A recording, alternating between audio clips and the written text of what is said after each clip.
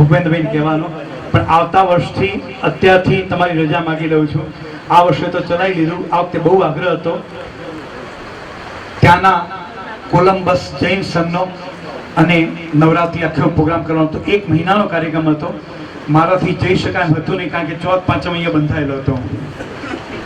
પણ આવતા વર્ષે મને એક દિવસ આ દિવસ મને છૂટ આપજો.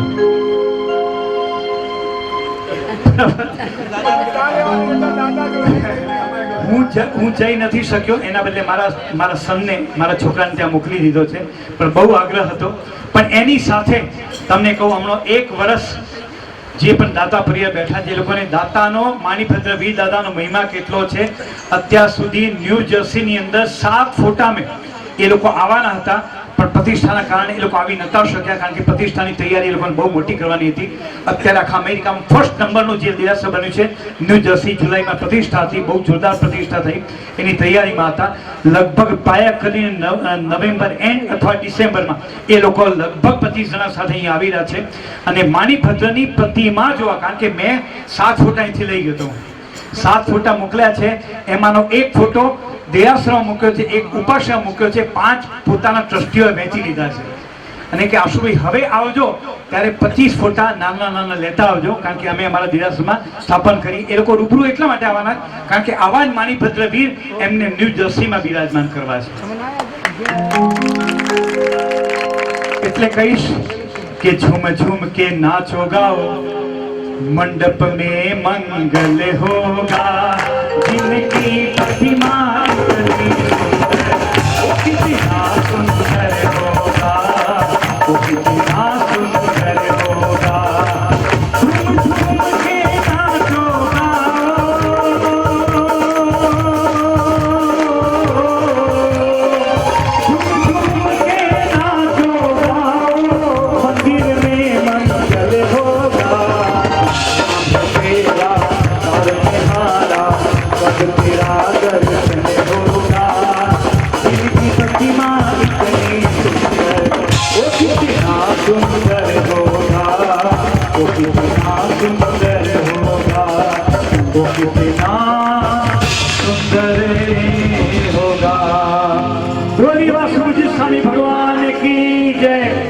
बोलिए तब अधिष्ठायक देव माणिभद्र वीर देव की.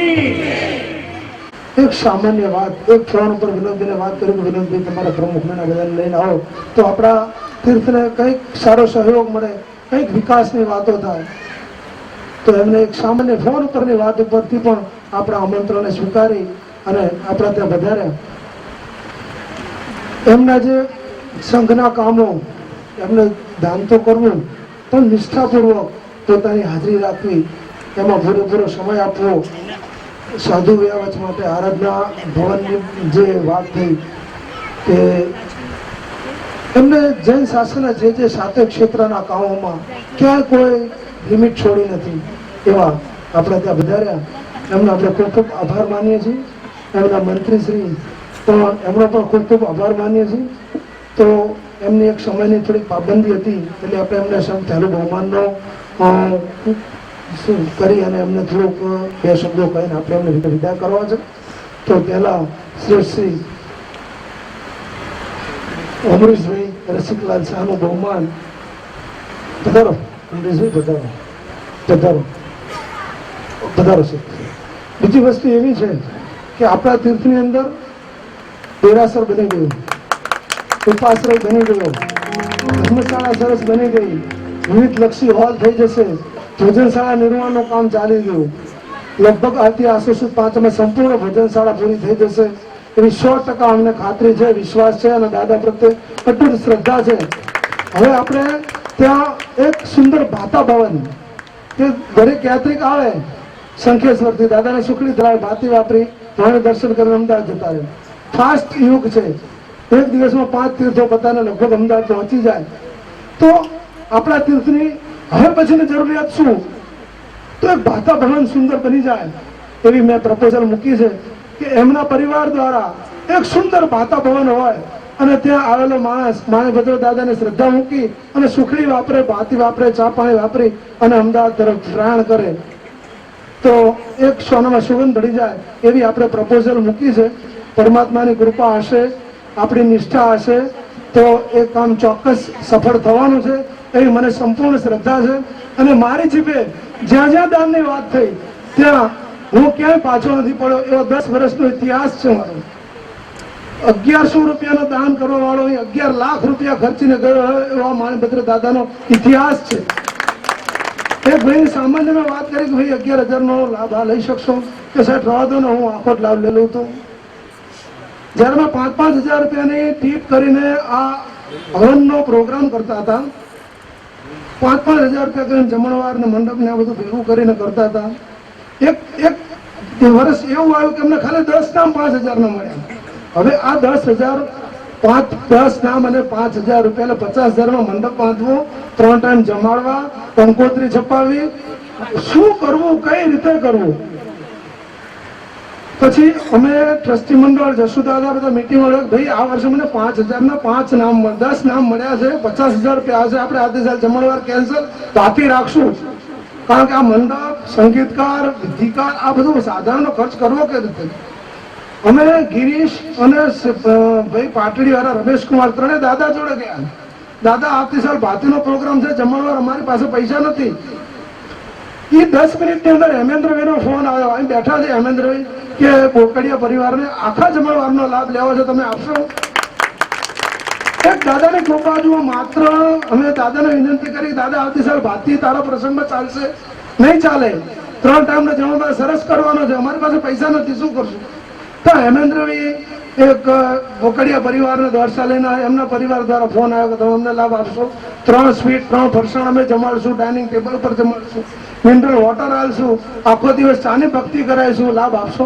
એવો આ દાદા છે. માત્ર તમે અરજી મૂકો, રૂપિયાની વસ્તુ નહીં, 2.25 રૂપિયાનો રિટર્ન મળે એવું આ માણભદ્રનું તીર્થ છે.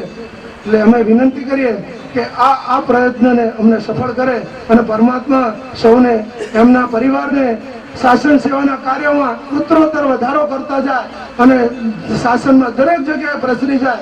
અને જ્યારે જ્યારે શંકરેશ્વર વાણીના રૂટમાં નીકળે ત્યારે આ તીર્થની દર્શન, પૂજન અને રખેવાળ રાખવાનું કામ કરે અને અમને લોકોને સરસ પ્રેરણા કરતા રહે કે આ તીર્થ વિકાસમાં વધારે બને. જસુદાદા વધારો.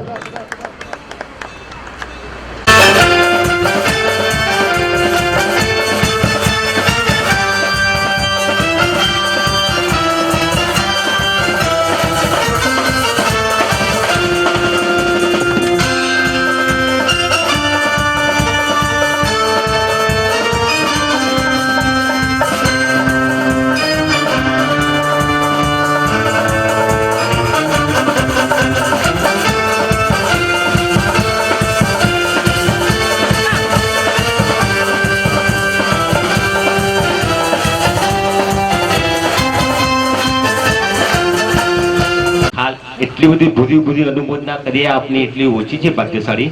અત્યારના સમયની અંદર શહેરની અંદર વહીવટ કરવા વાળા પણ નથી મળતા, શહેરના દેરાસરોની અંદર વહીવટ કરવા વાળા મળતા નથી. ને જો આટલા દૂર ગામડાની અંદર જો સુંદર વહીવટ થતો હોય તો એ ટ્રસ્ટીઓને જેટલા વંદન કરીએ, જેટલી અનુમોદના કરીએ એટલી ઓછી છે.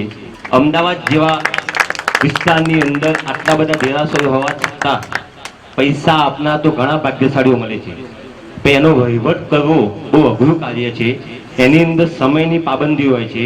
એ સમયની પાબંદીની વચ્ચે રહીને આપ લોકો આટલું બધું સુંદર આયોજન કરીને અને આવડાના જંગલમાંથી મંગળ જે બનાવ્યું છે એના માટે અમને પોતાને પણ શરમ આવે છે. અમે બહુમાન કરાવતા એટલા માટે અમને શરમ આવે છે કે તમે જો શહેરની અંદર રહીને આવડા ગામડાની અંદર આવી સુંદર આરાધના કરાવી શકતા હોય, આવું સુંદર શોભે દેવદીપ્યમાન દેરાસર બનાવી શકતા જો વહીવટ કરતા હોય સુંદર, અને એની અંદર અમે અમારું બહુમાન કરાવી અમદાવાદની અંદર રહીને અમે ખાલી આપના કહેવા મુજબ અમે આવ્યા.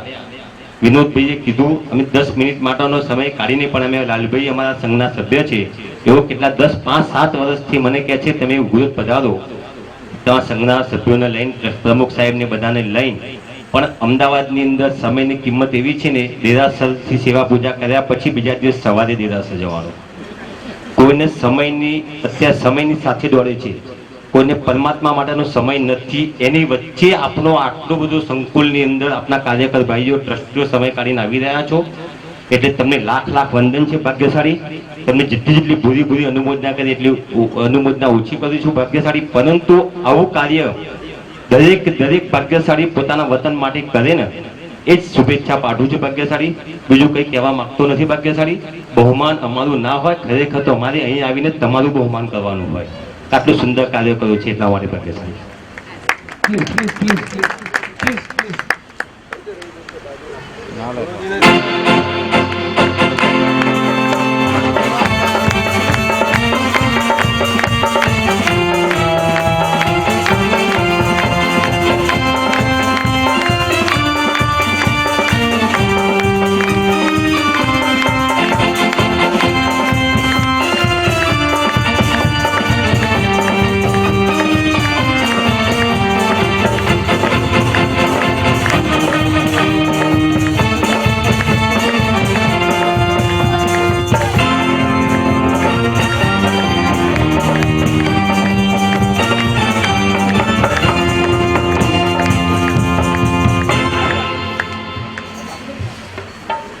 અમારા જ પરિવારના અમારા જ સ્નેહી શ્રી વિનોદભાઈ ગાંડાલાલ પરિવાર આંબાવાડી સંઘમાં મોટો સક્રિય ફાળો.